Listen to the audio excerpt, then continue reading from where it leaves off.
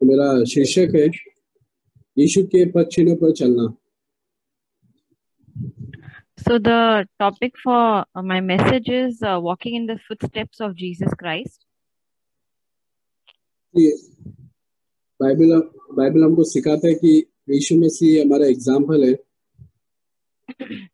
The Bible teaches us that Jesus Christ is our example. और मैं मेरे खुद के लाइफ में जो मैं यीशु मसीह से सीखा वही बातों को मैं बांटना चाहता हूँ। And I would like to share the things which I have learned from Jesus Christ in my life. मैं देखता हूँ कि यीशु मसीह मेरे जब मैं इतना सारा गुनाह किया, इतना सारा पाप किया उसके नजर में और सीक्रेट में, परमेश्वर ने मेरे सारे पापों को माफ किया है। And this is what I want to say, that I have done so many sins, in even secret sins, and Jesus Christ has forgiven me from all of it. और यीशु मसीह ये भी सिखाता है कि जिस तरह परमेश्वर ने मुझे माफ किया उस तरह मैं भी दूसरे के अपराधों को, दूसरे के गुनाह को मेरे विरोध में क्या है माफ करूं। And God has taught me that just as He has forgiven me, same way I should also forgive others. मत्ती 6:14 में लिखा है, इसलिए यदि तुम मनुष्य के अपराध क्षमा करोगे तो तुम्हारा स्वर्गीय पिता भी तुम्हें क्षमा करेगा। So we read in Matthew chapter 6 verse 14, for if you forgive others for their transgressions, your heavenly Father will also forgive you.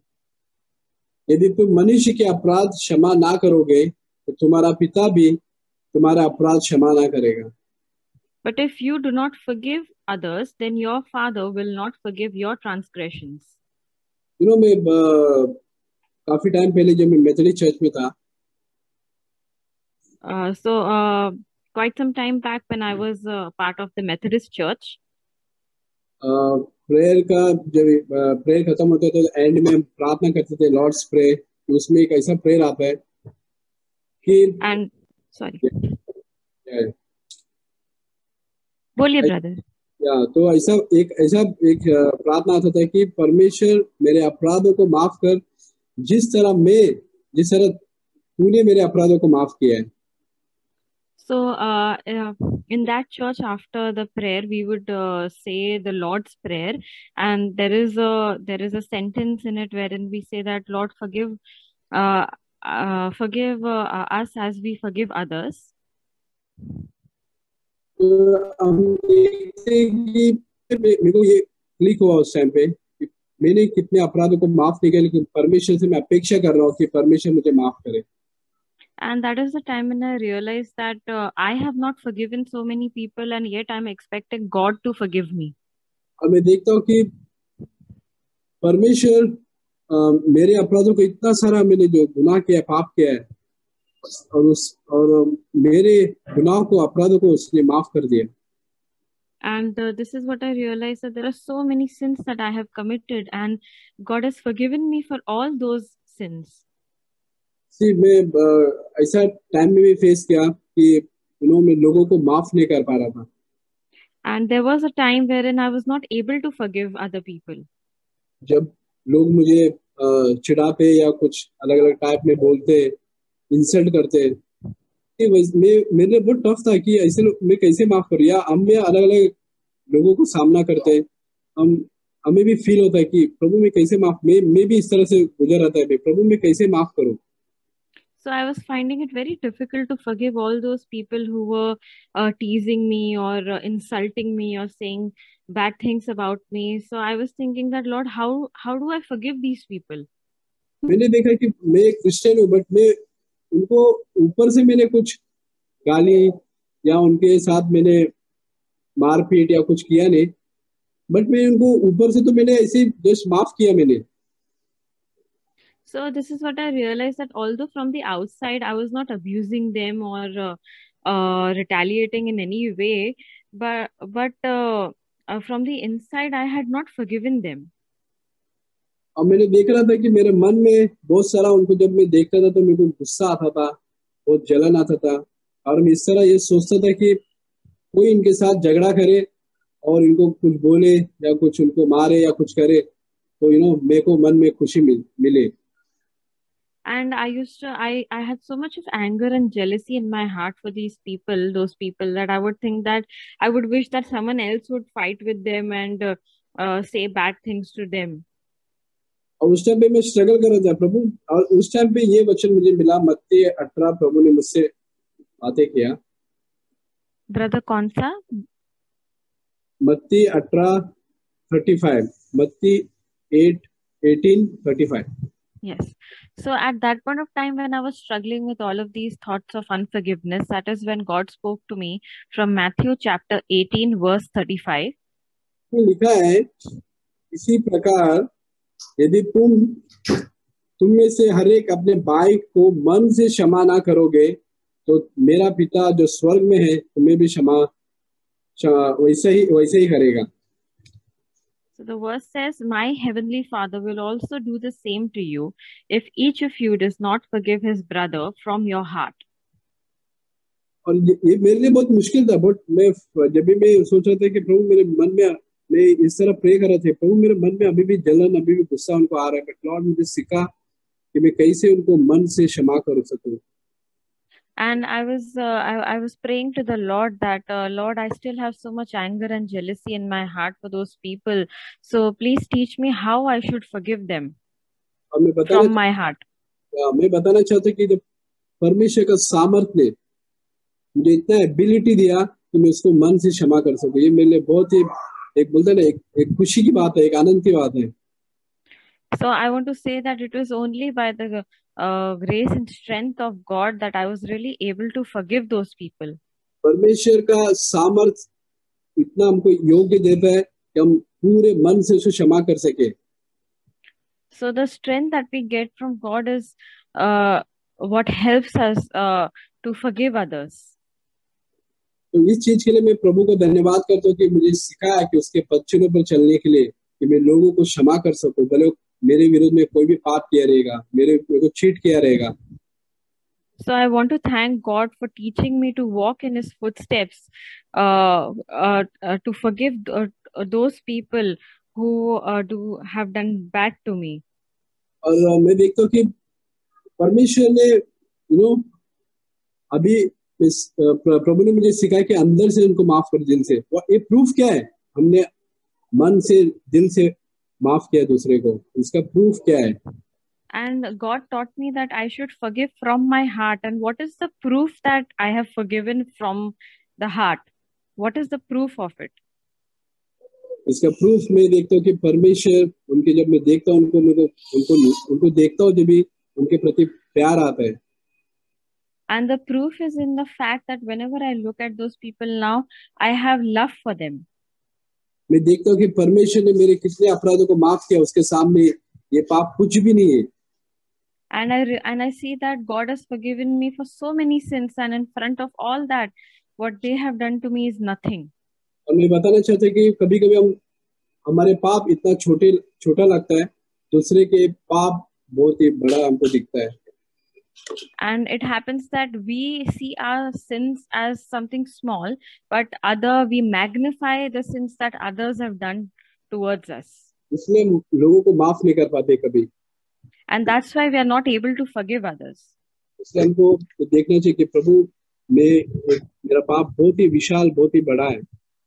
And that's why we should be able to see before the Lord how big our own sins are. हम देखते कि हमारा खुद का पाप छोटा देखते हैं, और दूसरे के जो अधर्म है हम बहुत ही बड़ा देखते हैं। And we look at our sins as being something small and trivial, but we tend to magnify other people's sin.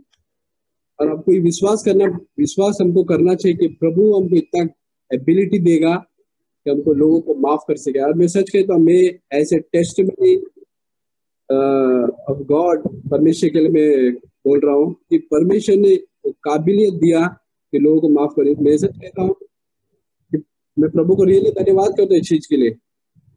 And I really thank God that He has helped me to forgive others. And I say this as a testimony that by God's strength and by having faith, we will be able to forgive others. अगर ये चीज आप भी अनुभव करोगे तो परमेश्वर को आप भी धन्यवाद कर पाओगे। So if you also experience these things, you will also be able to thank God. मैं देखते कि परमेश्वर ने मेरे जीवन को बदला। And I have realized that God has changed my life. 100% ये मेरा कोई एबिलिटी नहीं है, मेरा कोई ताकत नहीं, मैं सच कहता हूँ, परमेश्वर मेरे अंदर काम किया कि मैं लोगों को माफ कर सकूं।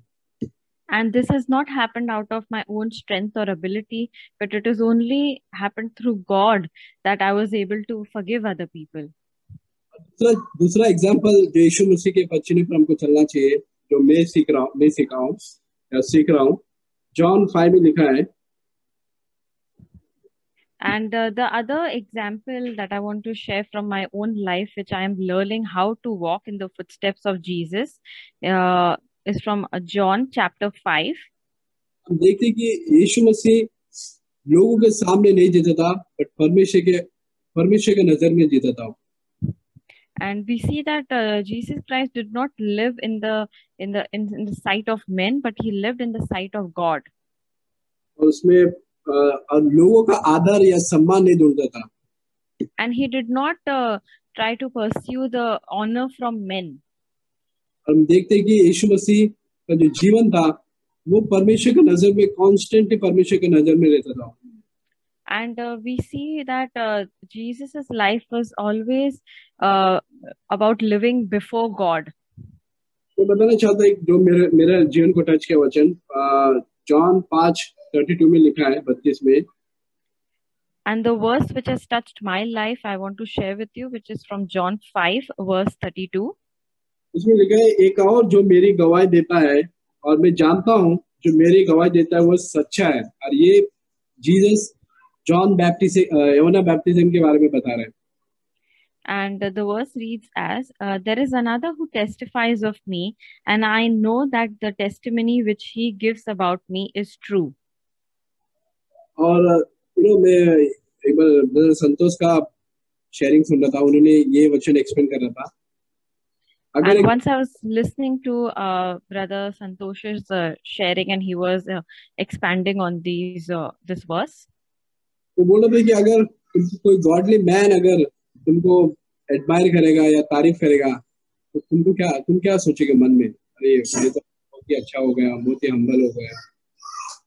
So he was saying that if a godly man is appreciating you, how would you think about yourself? Would you feel good? Would you feel humbled?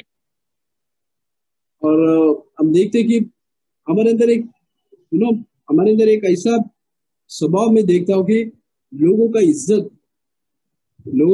लोगों का सम्मान और अपने आप को एडमायर करना, अपने आप को तारीफ ढूंढना। लोग हम चर्च के अंदर कैसे हैं, मैं एल्डर के सामने कैसा हूँ, बहुत अच्छा हूँ, या लोगों के सामने। बट हम ये भूल जाते हैं कि सिर्फ और सिर्फ परमेश्वर के सामने हमको किस तरह रहना चाहिए। And we have such a nature that we always try to seek the honor from people, whether be it in the church. We want to be good before our elders, before other church members, and this is how our nature is, that we always want to seek honor from the people around us. और एक यीशु मसीह यहाँ पर बता रहे हैं,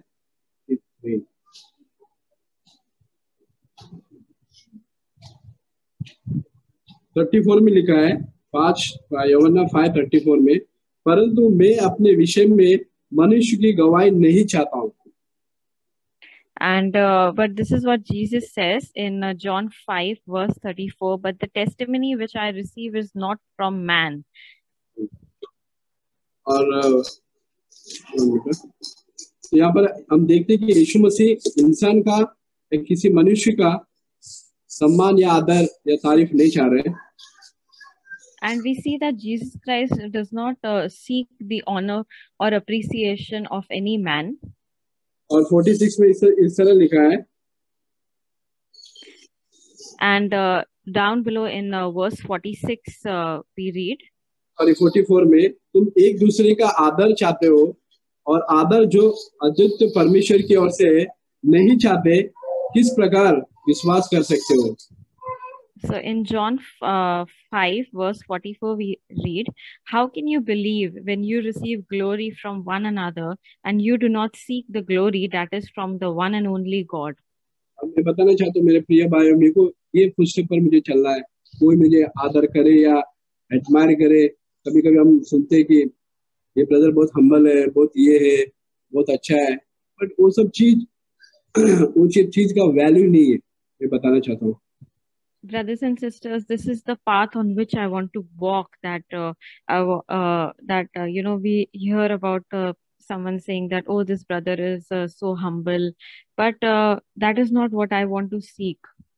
लोग हमको despise करे या एडमायर करे, वो हमारे लिए कोई मैटर नहीं रखना चाहिए। So whether people despise or admire us, that should not be of any value to us. मैं बताना चाहता हूँ कि हम हर दिन परमेश्वर के सामने, परमेश्वर के नजर में जिए, and that every day we should live before God. अपने माइंड को इस तरह ट्रेन करो कि प्रभु मेरे बारे में क्या सोचता है, ना कि हमारे चर्च के भाई। And let us train our minds in such a way that what is God thinking about me rather than what other brothers and sisters in the church are thinking about me.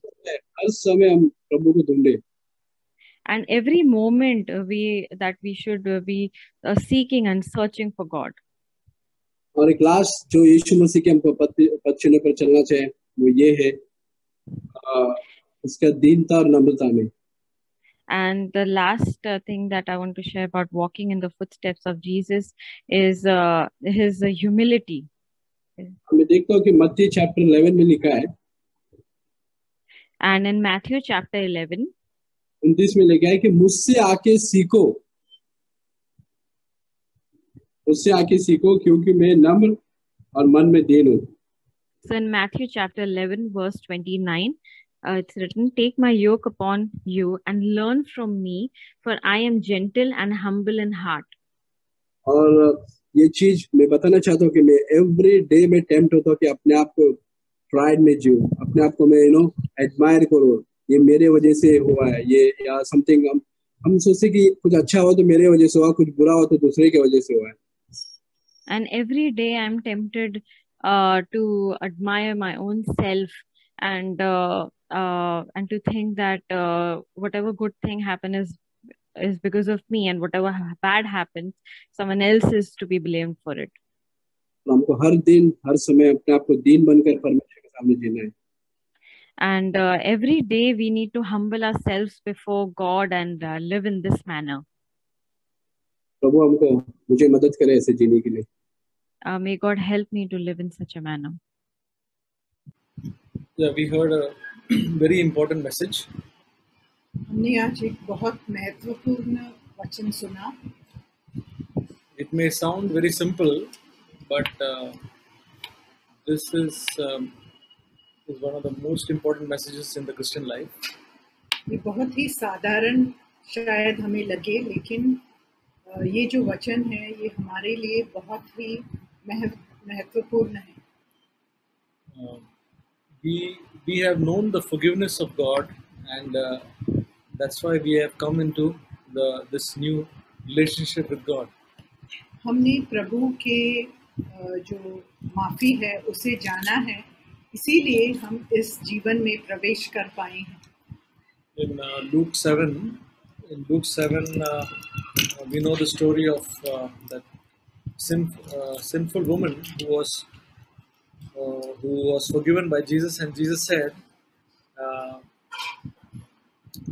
verse 47, Luke 7:47, very precious verse for me.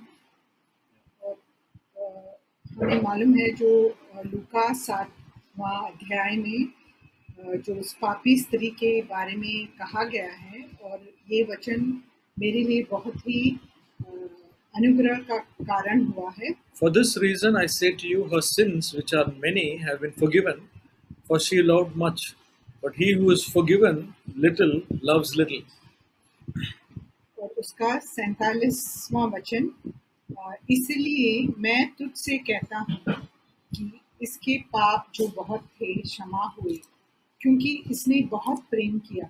पर जिसका थोड़ा क्षमा हुआ है वह तो थोड़ा प्रेम करता है। So, uh, so when God has forgiven us so much, when we really realize how much He has forgiven us, then it will become easier for us to. It will become easy for us to forgive others. जब हम खुद में हम ये समझ जाएंगे कि प्रभु ने हमें कितना क्षमा किया है, तो फिर हमारे लिए दूसरों को क्षमा करना आसान हो जाएगा। If there is unforgiveness in our heart, then our Christian life will not progress at all.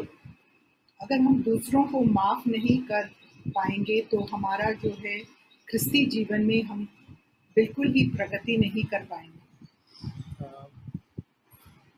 And it is not a difficult thing to forgive. And ये बहुत मुश्किल बात नहीं है कि हम दूसरों को माफ करें। When we know how much God has forgiven us, when we know how much sinful we were, like that sinful woman, and when we know we have been forgiven, then only it is possible for us to forgive others. जब हम खुद ही जान जाएंगे कि हम कितने पापी हैं और हम कितने गिरे हुए हैं, तब हम उस जो पापी स्त्री है उसके समान हम दूसरों को भी आसानी से क्षमा कर पाएंगे। People may have done so many things which are not good for towards us. लोगों ने ऐसे बहुत कार्य किए होंगे हमारे साथ जो जिसने हमें चोट पहुंचाई हो। Mostly it's in the matter of words that people have spoken. और कई बार ऐसे होता है कि लोग अपने वचनों के द्वारा हमें चोट पहुंचाते हैं। And even just the words people have spoken, because of that we can harbor enmity and unforgiveness. और जो वचन लोगों ने हमसे या जो बातें लोगों ने हमसे किया है उसके कारण हम अपने हृदय में या मन में दूसरों के प्रति द्वेष रख सकते हैं। Also, people may have mistreated us by their actions. और लोग अपने जो कार्य हैं उससे हमें चोट पहुंचा सकते हैं। But when we think of what Jesus has done for us, then none of this should be a big issue. तो अगर हम जान जाएं कि परमेश्वर ने या यीशु मसीह ने हमारे लिए क्या किया है, तो ये हमारे लिए बहुत बड़ी बात नहीं है।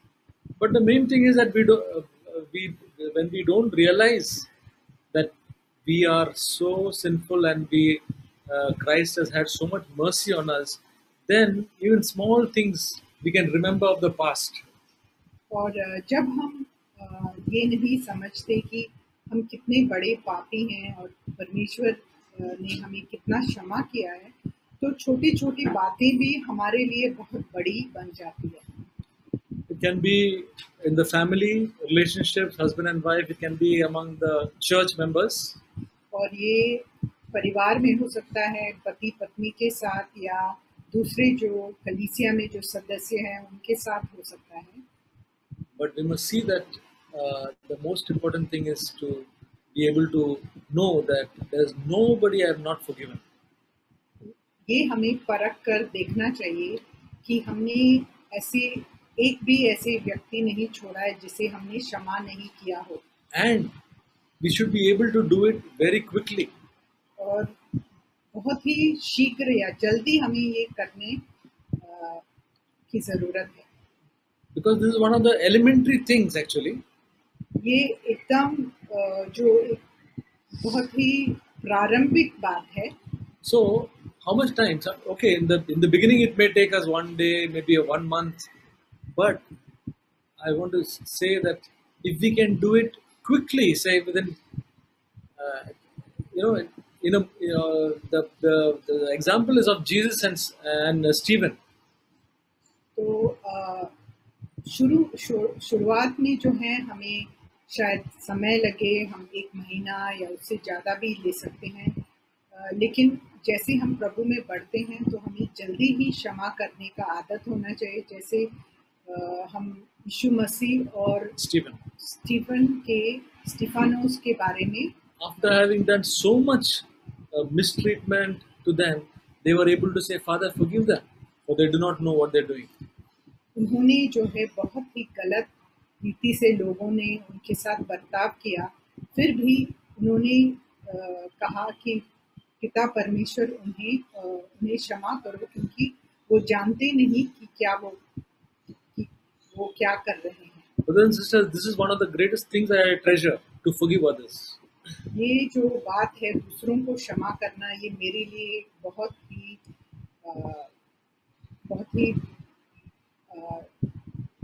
महत्वपूर्ण धन है, And to do it quickly. और ये जल्दी ही करो।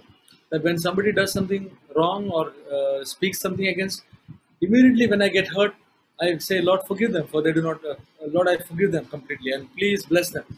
और जब भी कोई मुझसे कुछ गलत रीति से बातचीत करते हैं तो मैं बहुत ही जल्दी प्रभु से कहता हूँ, प्रभु मैं उनको माफ करता हूँ और आप उन्हें आशीष दें। The people who do us harm or mistreat us are the targets for our love.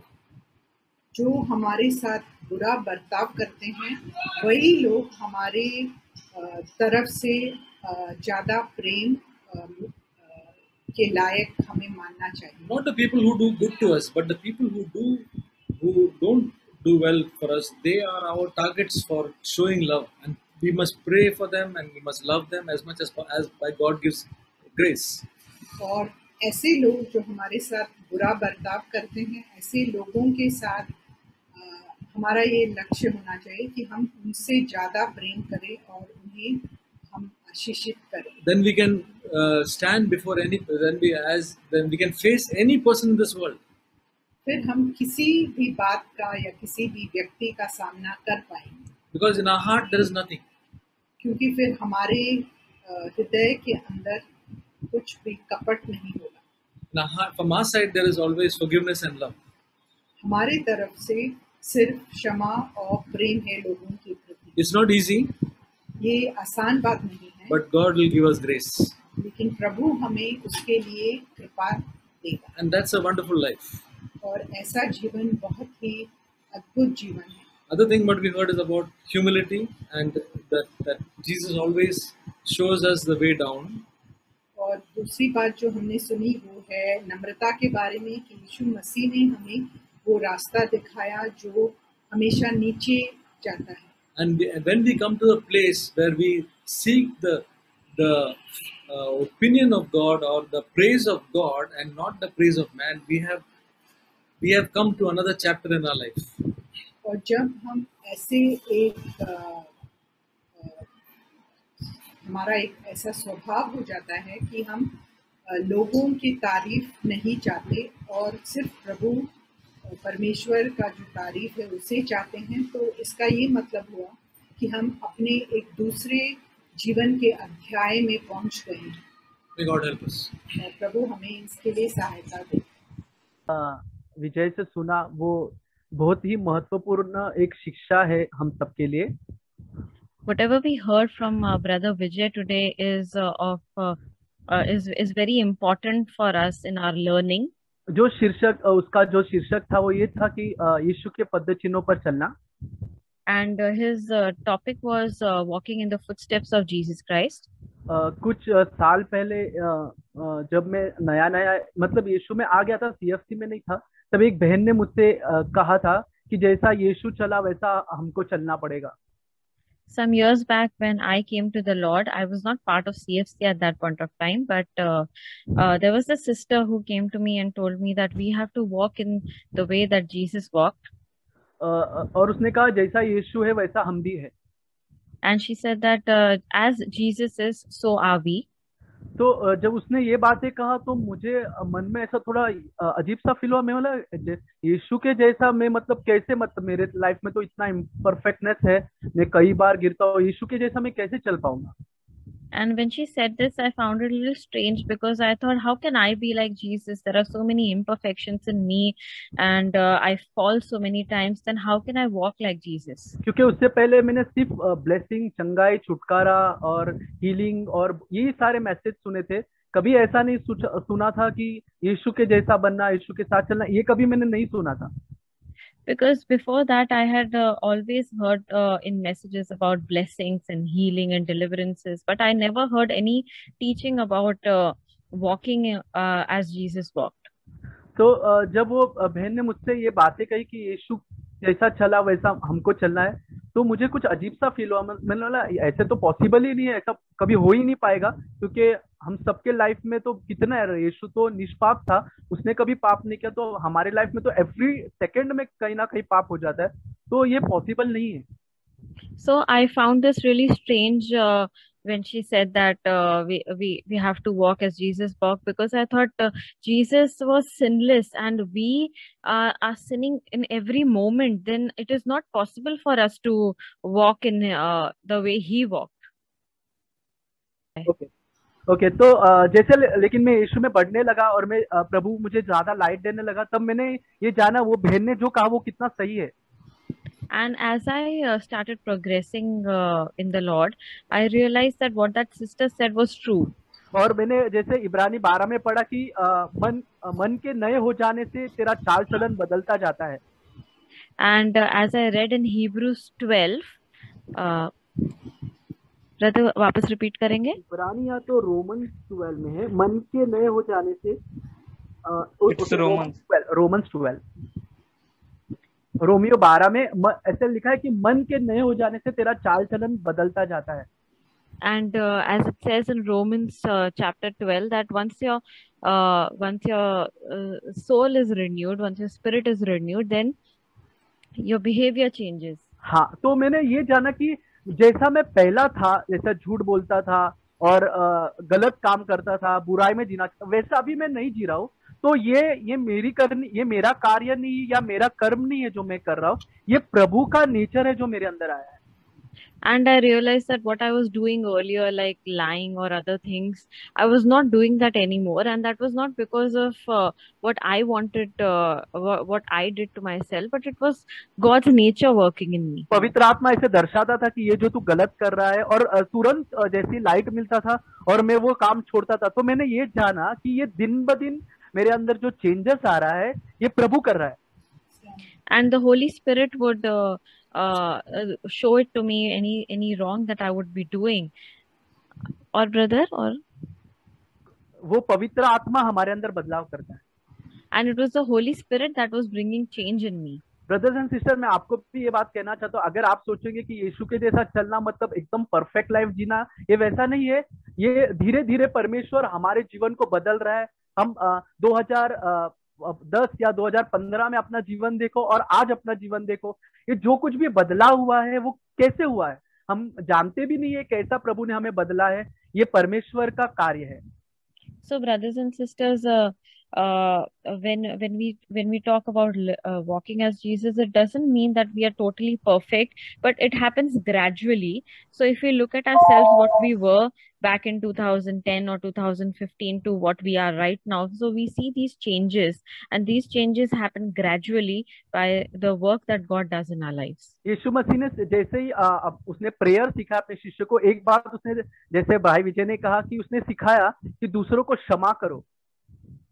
And and how the Lord taught his disciples to pray, and one of the things it says is that we have to forgive others. और लेकिन मत्ती अध्याय 5 के 44 वचन में यीशु क्षमा करने से भी एक आगे का स्टेप दिखा रहा है। वो कहता है कि अपने बैरियों से प्रेम रखो।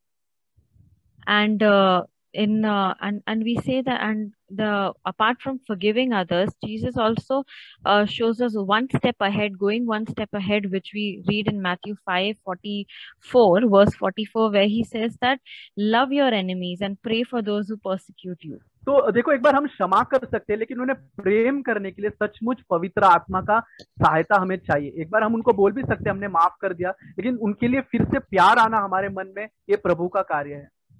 And although we may be able to forgive others, but to really love them again is a very difficult thing, and which can only happen by the Holy Spirit working in our life. तो अगर पवित्र आत्मा हमें क्षमा करने के लिए मदद कर सकता है, तो जरूर वो हमें प्रेम भी हमारे अंदर वो दे सकता है। So if the Holy Spirit can help us to forgive others, then the Holy Spirit can also help us to even love others. और ब्रदर्स एंड सिस्टर, उसके आगे ऐसा लिखा है, जब हम अपने शत्रुओं को क्षमा करते हैं और उनसे प्रेम करते हैं, उनके लिए प्रार्थना करते हैं, आगे वो 45 वचन में लिखा है, तब तुम स्वर्गीय पिता के संतान ठहरोगे, क्योंकि तुम्हारे अंदर वही स्वभाव है जो पिता के अंदर है। And so we read ahead in verse 45, which is Matthew 5, verse 45, that so that you may be sons of your Father who is in heaven. So when we love our enemies, and what happens is we will be sons of our heavenly Father. Thank you, sister. The example that God has set to walk in his footsteps, he has already set it by the work of the cross. तो जो उदाहरण परमेश्वर ने हमारे सामने रखा है यीशु के पदचिन्हों पर चलने के लिए, वह उसने उस क्रूस पर पहले ही साबित कर दिया है। I want to read from 1 Peter chapter 2 verse 21. तो मैं As it says, okay, sorry. Chapter 2 verse 21. 1 Peter chapter 2 verse 21. तो मैं आपसे पहला पतरस का दूसरा अध्याय का 21वां वचन पढ़ना चाहता हूँ। Shall I read, brother? Yeah. Yes, sister, you go ahead. Okay. और तुम इसी के लिए बुलाए भी गए हो, क्योंकि मसीह भी तुम्हारे लिए दुख उठाकर तुम्हें एक आदर्श दे गया है कि तुम भी उसके चिन्ह पर चलो।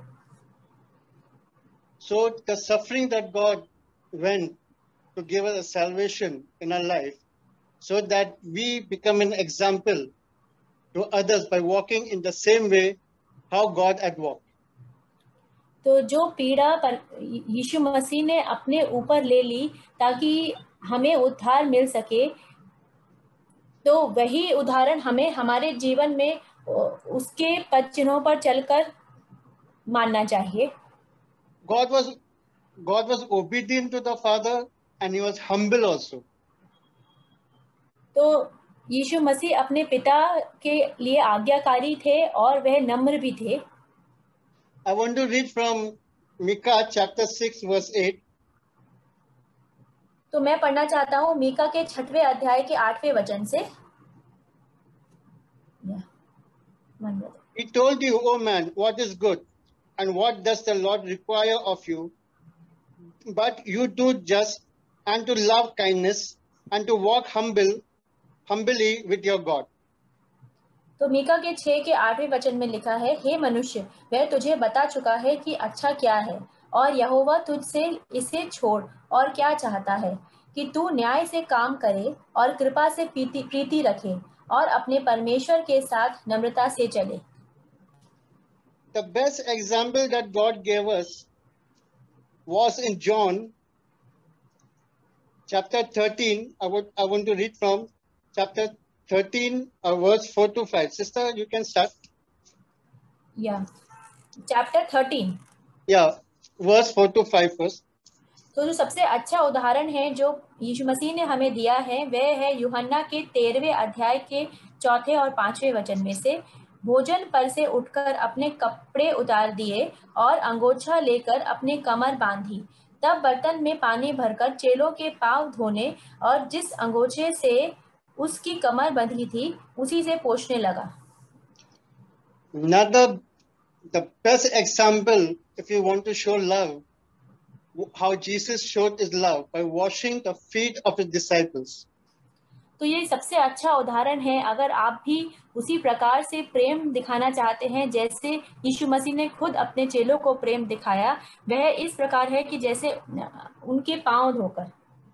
So washing the feet of the disciples, it gives an example of your love and for the forgiveness that you have.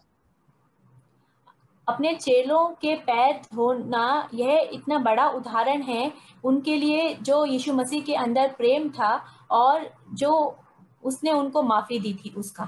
That's why Jesus says in the same chapter from verse 12 to 15. Sister, पढ़िए।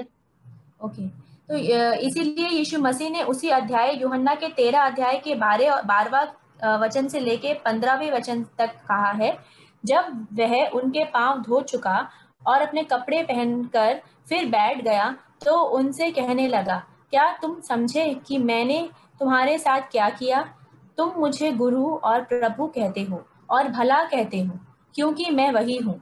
यदि मैंने प्रभु और गुरु होकर तुम्हारे पांव धोए तो तुम्हें भी एक दूसरे के पांव धोना चाहिए, क्योंकि मैंने तुम्हें नमूना दिखा दिया है कि जैसा मैंने तुम्हारे साथ किया है तुम भी वैसा ही किया करो। मैंने तुम्हें नमूना दिखा दिया है और वैसे ही करो जैसे मैंने किया। For example, it says, do the same what I have done, and I have set an example by washing the feet of my disciples. That's what Lord did, washing the feet of the disciples. And another better example can be of forgiveness and of love. तो यहाँ पर यीशु मसीह कह रहे हैं कि मैंने तुम्हें एक उदाहरण नमूना दिखा दिया है। तो इससे बेहतर नमूना और कोई नहीं हो सकता कि उन्होंने खुद अपने चेलों के पांव को धोया। Because God says, "I have not come to be served, but I have come to serve." क्योंकि परमेश्वर ने कहा है कि मैं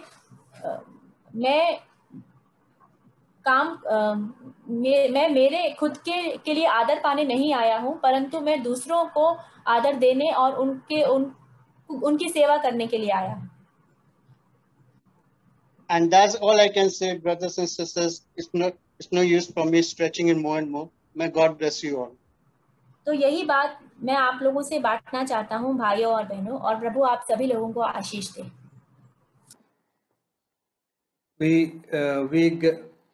The message we heard is primarily about forgiveness as we walk in the footsteps of Jesus. और जैसा कि हम यीशु मसीह के पद चिन्हों पर चलते हैं, जिसके विषय में हमने संदेश सुना, जिसमें हम औरों को क्षमा करते हैं। As Brother Matthew said, it looks so simple, but it's a very profound life which we should practice every day. और जैसा कि भाई मैथ्यू ने भी कहा और बताया कि यह सुनने में तो बहुत ही आसान जान पड़ता है, लेकिन यह बहुत ही उच्च स्तर का जो जीवन है जिसे हमें जीना है। So in Matthew 6:12 we read that our forgiveness is tied up with how much we forgive. और मत्ती 6:12 में हम पढ़ते हैं कि हमें जो क्षमा मिली है वह इसके साथ बांधा हुआ है कि हम औरों को कितना क्षमा करते हैं। This is what Jesus taught us to pray. Forgive our debts as we forgive our debtors. और यही यीशु मसीह ने प्रार्थना करने के दौरान भी सिखाया कि हमें क्षमा कर जैसे हमने अपने अपराधियों को क्षमा किया है।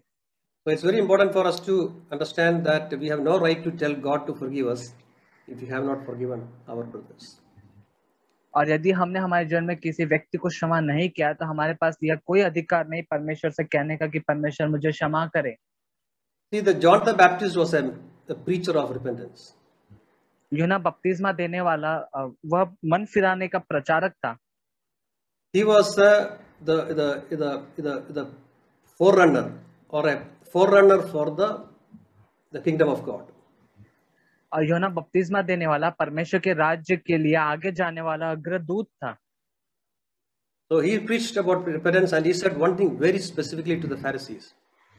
और उसने मन फिराव का प्रचार किया और उसने एक बात साफ रीति से फरीसियों को कहा। So he said, "You brood of vipers, who warned you to flee from coming wrath?" और उसने कहा कि हे सांप के बच्चों, तुम्हें किसने जता दिया कि आने वाले क्रोध से भागो? Then he said, "Produce fruit in keeping with repentance." और उसने आगे कहा कि मन फिराव के योग्य फल लाओ। Don't say that I repented, but where is the fruit? Where is the outcome of your repentance? ऐसा न कहे कि हाँ मैंने मन फिराया, लेकिन उसने कहा कि वह फल कहाँ है मन फिराव का। So when our children were growing up, we taught them to say sorry, when they make a mistake. और जैसे हम हमारे बच्चों को बढ़ाते हैं तो हम उन्हें सिखाते हैं कि जब भी वो गलती करे तो वह क्षमा मांगे, वो कहे sorry. So later on we found that this sorry, earlier it was very difficult for sorry to come out of their mouth, but later on we found that sorry comes so easily from their mouth. और जब छोटे रहते हैं तब जो sorry शब्द कहना, मुझे खेद है, दुख है, यह बात कहना उनके लिए कठिन होता, लेकिन जैसे वो बड़े होते हैं यह बात उनके लिए आसान हो जाती है कहना। So they come to a stage where they do something wrong and they say, "I said sorry, I said sorry." That solves the problem. और वो अपने जीवन में एक ऐसे स्तर पर आ जाते हैं जहाँ पर वो जब गलती कर बैठते हैं तो वो कहते हैं हाँ मैंने कह दिया है, मुझे दुख है, मैंने कह दिया है, मैंने सॉरी कह दिया है। So they take the repentance for granted. The repentance lost its weight. तो यहाँ पर वो अपने जीवन में मन फिराव के उस महत्व को, मूल्य को खो देते हैं और वह उसे हल्के में जानते हैं। That's what John the Baptist said, show the fruit of your repentance. You are repented, where is the fruit? इसलिए यूहन्ना बपतिस्मा देने वाले ने उनसे कहा कि मन फिराव के योग्य फल लाओ। यदि तूने मन फिराया तो उसका फल कहाँ है? So I want to take it very seriously in my life. If I have forgiven a person, there should be a real evidence for that. तो यह मेरे जीवन में मैं लागू करना चाहता हूँ और मानना चाहता हूँ कि यदि मैंने अपने जीवन में किसी व्यक्ति को क्षमा किया है तो उसका वह फल भी हो। John 1 Corinthians 30 speaks about love. It's a very profound chapter, which how many more times you read, it still has depth into it. और पहला कुरिन्थी का अध्याय 13 का जो अध्याय है वह प्रेम के विषय में बात करता है और बहुत ही अद्भुत वह पूरा अध्याय है। और आप जितनी बार इसे गहराई से पढ़े और अध्ययन मनन करें यह और गहरा होता चला जाता है। As Cyril also just said, love is one of the way we know that we are repented.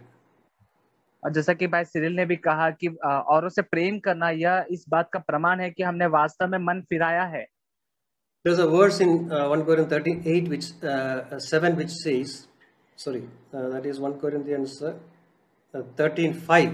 It says, love keeps no record of wrongs. और एक वचन है पहला कुरिन्थी अध्याय 13 के वचन 5 में कि वह बुरा नहीं मानता। No, in English it says, it keeps no record of the wrong things which you have done. The person has done to you.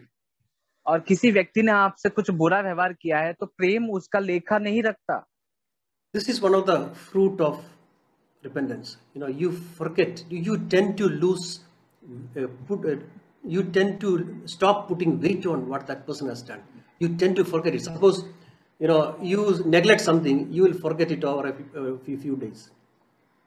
और आप इस बात पर ज्यादा जोर देते हैं और यह आपने मन फिरा इस बात का प्रमाण है कि आप उस व्यक्ति ने आपके प्रति जो बुरा व्यवहार किया है आप उसे नजरअंदाज करते हैं।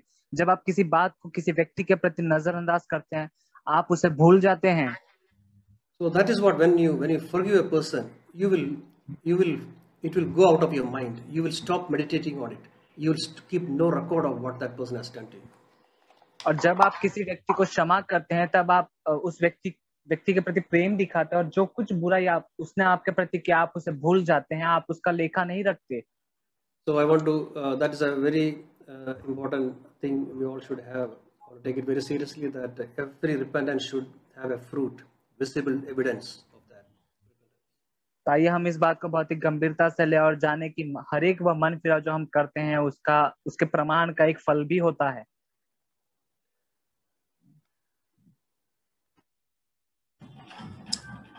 I praise God for the word that we heard today. तो मैं धन्यवाद करता हूँ परमेश्वर का जो भी आज हमने वचन सुने उनके लिए। So our ultimate calling is to walk in the footsteps of Jesus. तो हमारा जो सबसे उच्च स्तर की जो बुलाहट है वह यह है कि हम यीशु मसीह के पद चिन्हों पर चलें। And that's the glorious thing of Christianity. So we have a person who walked and who asked us to follow him. और यह है एक बहुत ही महिमा वाली बात है हम मसीही लोगों के लिए। और हमें can you repeat the later part, brother? Yeah, I mean we follow a person, not set of rules and regulations, but we ultimately walk in the footsteps of a person who walked on this earth. और यह ऐसी बुलाहट है कि जिसमें हमें बहुत नियमों का पालन नहीं होता, परंतु हमें एक ऐसे व्यक्ति के पद चिन्हों पर चलना होता है जो स्वयं उस जगह से गुजरा है। And there are many things to learn from the life of Jesus.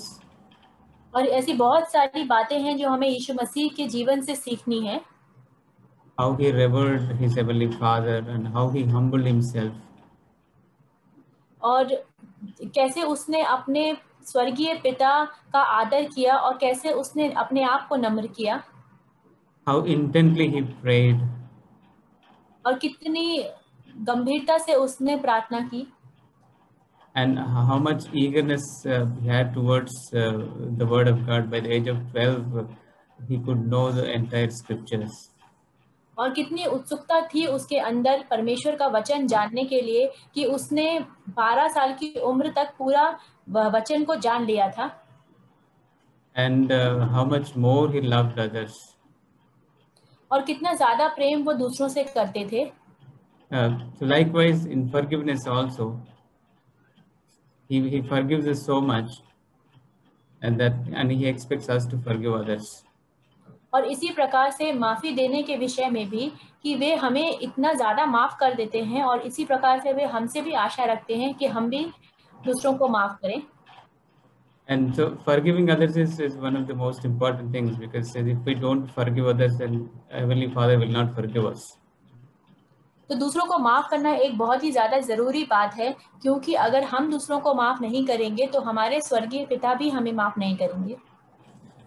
Yeah, as Brother Matthew said, so forgiving others is, see, if we forgiving others is like cancelling a debt of 100 rupees.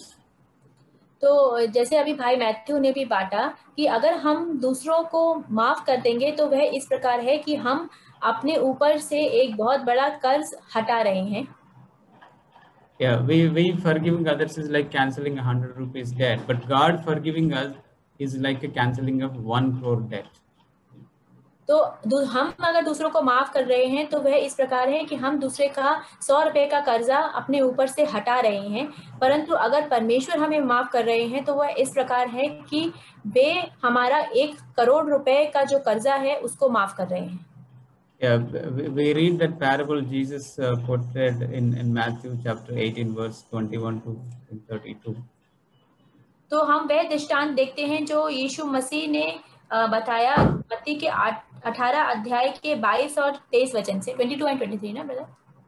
Yeah, I think Matthew 18:24 onwards that example was given by Jesus. तो मत्ती के 18वें अध्याय के 24वें वचन से वह उदाहरण दिया गया है यीशु मसीह द्वारा. So if we look at the Lord's prayer, he taught us to pray, forgive us as we have forgiven others. तो जैसे कि हम जो प्रभु की प्रार्थना है उसको अगर हम देखेंगे बाइबल में से, तो उसमें ऐसा लिखा है कि आप भी हमें माफ करें जैसे हमने अपने अपराधियों को माफ किया है. So that means before we ask forgiveness of God, and we have to forgive others. तो इसका मतलब यह है कि इससे पहले कि हम परमेश्वर से माफी मांगे, हमें भी दूसरों को माफ करना है. When it comes to love, it says, He first loved us. God first loved us, and then He expects us to love others. तो जब प्रेम के विषय में बात होती है तब वहाँ लिखा गया है कि पहले परमेश्वर ने हमसे प्रेम किया और फिर वह हमसे आशा रखते हैं कि हम दूसरों से प्रेम करें. And when it comes to forgiveness, does it mean that God first expects us to forgive, then only He forgives us? और जब माफी के विषय में बात आती है तो क्या ऐसा है कि परमेश्वर पहले हमें माफ करते हैं और परमेश्वर चाहते हैं कि पहले हम दूसरों को माफ करें फिर वे हमें माफ करेंगे? No, so because when we accept Christ, He forgives all our past sins.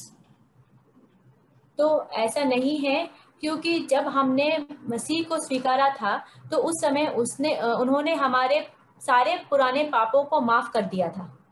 But then God expects us to purify ourselves. Then we have to forgive others who have, because in our day-to-day life, everybody will have some tough people to face, and people might have humiliated us and might have insulted us, and they might have tried to harm us.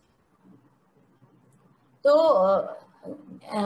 ऐसा नहीं, पर हमारे दिन प्रतिदिन के जीवन में ऐसे बहुत सारे कठिन व्यक्ति भी हमारे जीवन में हो सकते हैं जो हमें नीचा दिखाएंगे या हमें कुछ भी बात पे गुस्सा दिलाएंगे, परंतु हमें उनको दिन प्रतिदिन माफ करना है.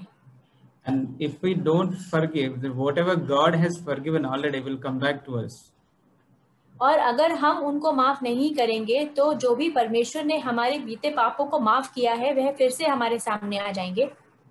That's what we read in this example. The king has forgiven so much of debt for that servant, but when that servant found another one who owed a very small amount, and he did not forgive that another servant. तो इसी बात को हम इस दृष्टांत में देखते हैं कि वह राजा था, उस राजा ने अपने सेवक के बहुत सारे कर्ज को माफ कर दिया था, परंतु उस सेवक से भी किसी ने भी कर्ज लिया था. तो जब उस सेवक ने अपने कर्जदार को उसके कर्ज से माफ नहीं किया, And then the king ordered him to be bound and put in prison until every penny is paid. तो तब ऐसा हुआ कि उस राजा ने अपने सेवक को के लिए ऐसा आदेश दिया कि कि उसको बंदी गृह में डाला जाए जब तक कि उसका सारा पैसा चुक ना जाए. So it's a very serious thing if we don't forgive others. So let's ask for God's grace so that we forgive others. तो यह बहुत ही जरूरी बात है कि हम दूसरों के पापों को माफ करें और हमें परमेश्वर से अनुग्रह मांगना चाहिए कि हम दूसरों को माफ कर पाएं. We may not be able to forget some of the things people have done, but we can choose in our will to forgive them. तो ऐसा हो सकता है कि हम उन बातों को भूल ना पाए जो लोगों ने हमारे साथ किए हैं, परंतु हम उनको माफ करने के लिए निर्णय ले सकते हैं. Yeah. I want to thank God for what I heard today. तो मैं परमेश्वर का धन्यवाद देती हूँ जो भी मैंने आज सुना.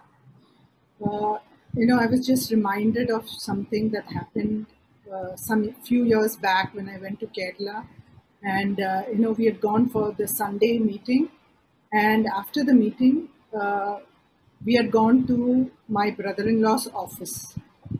तो मुझे इस बात का स्मरण आया जो कुछ सालों पहले हुआ था कि हम लोग केरला गए थे और वहाँ पर हम लोग संडे की सभा में गए थे और उसके बाद हम लोग हमारे ब्रदर इन लॉ जी तो उसके बाद हम लोग हमारे जो ब्रदर इन लॉ है उनके घर गए. No, his office. Sorry, उनके ऑफिस में गए. Yeah. So when we met one of his colleagues and he asked, "Where have you been?" So we said we are coming back from the church, and immediately he said, "Oh, you are all holy people." तो उस समय ऐसा हुआ कि उनके office के सहकर्मी ने he asked you. Yes, he asked where are you coming from? तो उनके ऑफिस के सहकर्मी ने हम लोगों से पूछा कि आप लोग कहाँ से आ रहे हैं. तब हम लोगों ने उत्तर दिया कि हम लोग कलीसिया से आ रहे हैं. तो फिर उन्होंने बोला कि अच्छा तुम लोग तो बहुत ही पवित्र लोग हो. At that time I couldn't tell him, but what the thought that came to my mind was, I'm going to church not because I'm holy, but I am a sinful person. That's why I'm going to church, because I see that I need Jesus to help me to overcome my sins. तो उस समय मैं उनकी बात को उत्तर नहीं दे पाई, परंतु यह बात मेरे मन में आई कि मैं कलीसिया इसलिए नहीं जा रही हूँ क्योंकि मैं पवित्र हूँ, परंतु मैं कलीसिया इसलिए जा रही हूँ क्योंकि मैं एक पापी हूँ और मैं यीशु मसीह की मुझे ज़रूरत है ताकि वह मेरे पापों को धो दे और मेरे पापों से बचने के लिए मुझे मदद करे. Yeah. So today as I was listening, I was just thanking God that we can hear such things in the church.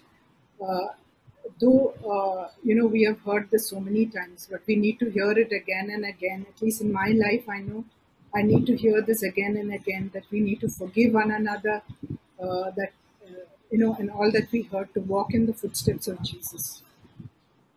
तो मैं परमेश्वर का धन्यवाद देती हूँ कि हमें ये सारे वचन सुनने को मिल रहे हैं.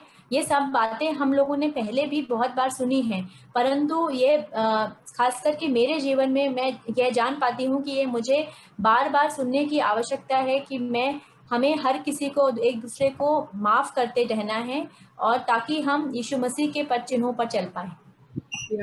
Like Brother Cyril had shared from 1 Peter chapter 2, it struck me, that it says in 1 Peter chapter 2 and verse 21, "For you have been called for this purpose, since Christ also suffered for you, leaving you an example for you to follow in his steps."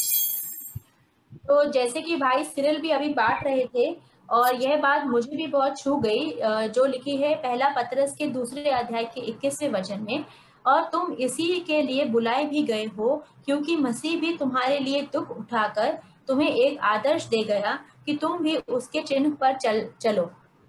Yeah, this thing, that this is the purpose for which I have been called, that is to suffer. तो यही एक उद्देश्य है जिसके लिए हम बुलाए गए हैं कि हम भी दुख उठाएं। It is easy, to think of being called for some great purpose, but to accept the fact that we have been called for this purpose, that to suffer, that is, something which takes time to accept and time to learn. तो ऐसा समझना और स्वीकारना बहुत आसान होता है कि हम किसी बड़े उद्देश्य के लिए बुलाए गए हैं, परंतु अगर यह बात हमें स्वीकारनी हो कि हम इसलिए बुलाए गए हैं कि हमें पीड़ा सहन करनी पड़े और हमें दुख उठाने पड़े, तो यह हमें स्वीकारना बहुत मुश्किल होता है। Yeah, and also what we read from John chapter 13, where Jesus was saying, I gave you an example that you should do as I did to you. तो और यही बात जब हम देखते हैं यूहन्ना 13 अध्याय में, ये यीशु मसीह ने बताया कि मैंने तुम्हें एक नमूना दे दिया है ताकि तुम भी वैसे ही करो जो मैं कर रहा हूँ। Yeah, so we see here that Jesus was going about serving people. He was not receiving from others, but he was giving to others. To receive from others is so easy, and it makes us feel important that somebody did this for me, or somebody is being good to me. But it is another level we have reached if we learn to, like Jesus was, though he was Lord, he was washing the feet of his disciples. तो ऐसे ही हम यीशु मसीह के जीवन में देखते हैं कि वे लोगों को सेवा दे रहे थे, वे उनसे कुछ सेवा की उम्मीद नहीं रख रहे थे, परंतु वह उनकी सेवा कर रहे थे। और यही बात हम कितना आसान होता है दूसरों से सेवा पाना, परंतु उन लोगों के लिए कुछ करना और उनकी सेवा करना इतना आसान नहीं होता। Yeah, so I thank God for reminding me today these two truths, and I know I have not reached to that level, but I believe that as the Holy Spirit reminds us, and we need to, I know till the day I die I'll have to keep listening. I am not perfect, but I believe that it's because Jesus is interested in my life that he's showing me again and again that you have not come up to my standard, and you need to improve. So he's interested in my betterment. तो मैं परमेश्वर का इतना धन्यवाद देती हूँ कि परमेश्वर ने इतने बड़े सच मुझे दिखाए, और मुझे ये बात मेरे जीवन में दिन प्रतिदिन सीखनी है।